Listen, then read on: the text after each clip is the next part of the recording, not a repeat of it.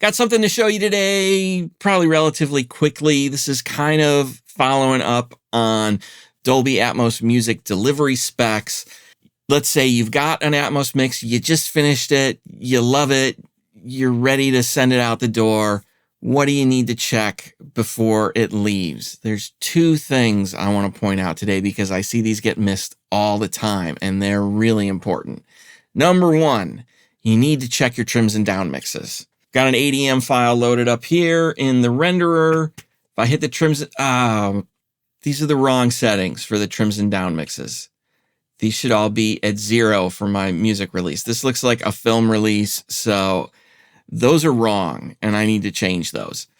Easiest way to change them is going to be when you're doing the mix. I can go into trims and down mixes, set them in the renderer, in this case, in the Pro Tools renderer.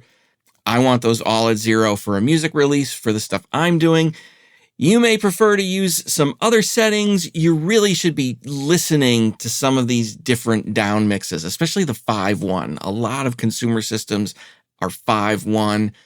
You should check and see what's going to happen to your mix so that you understand what's going to go on. I mean, the thing with Atmos is there really is no kind of default Atmos format. We talk in Atmos a lot about 714 because that is the sort of recommended minimum speaker configuration for working on Dolby Atmos in a home entertainment kind of context where music falls into. But 714 is not Atmos. It's just 714.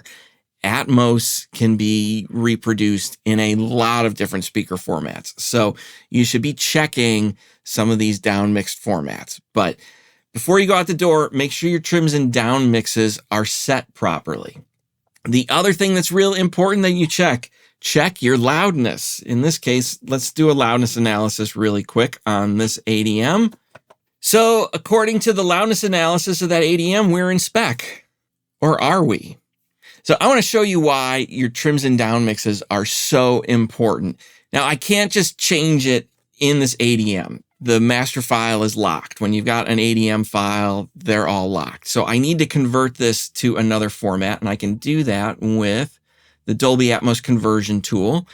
This is a free tool, I believe, and it can be helpful for this kind of stuff. You can get it through Dolby, of course. First, we're going to say new conversion.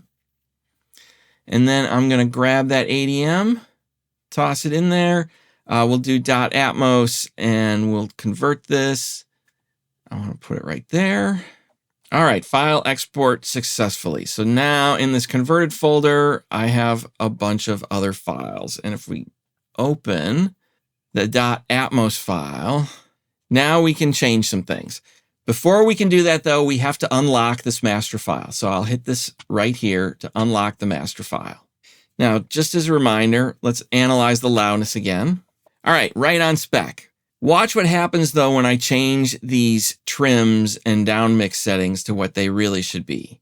We'll set this to, I like direct render with room balance. Sorry, UMG, it sounds better. So 2.0 direct, we want manual. 5.1 and 2.0, this is real important. I want manual and I want both of those at 0. We'll put that at manual, manual, manual. It's really, really important that you adjust these ahead of time because the loudness that is getting analyzed for the spec is off of this 5.1 and 2.0 down mix. So now watch what happens. I'm going to hit accept. Now let's do a loudness analysis with those trims adjusted. So right there you can see now we are out of spec. Once I adjusted the trims and down mixes, since we're bringing up the surrounds, I'm more than half a dB out of spec. That is not going to pass QC. So now the way you could adjust this, we could put it into the album assembler and we could turn it down and kick it back out. But this is out of spec because the trims and down mixes were not set correctly. So if you're delivering an Atmos mix, number one, check your trims and down mixes. Then check your specs. Make sure you're within spec. So that's it. Just a couple of things for you to check before you send an Atmos file out the door for distribution. This is going to have to get redone, but That's the way it goes. So what did I miss? What do you like to check in your Atmos mixes before they go out the door besides these two things? Leave a comment below and let me know. Thanks for watching. I'll talk to you soon.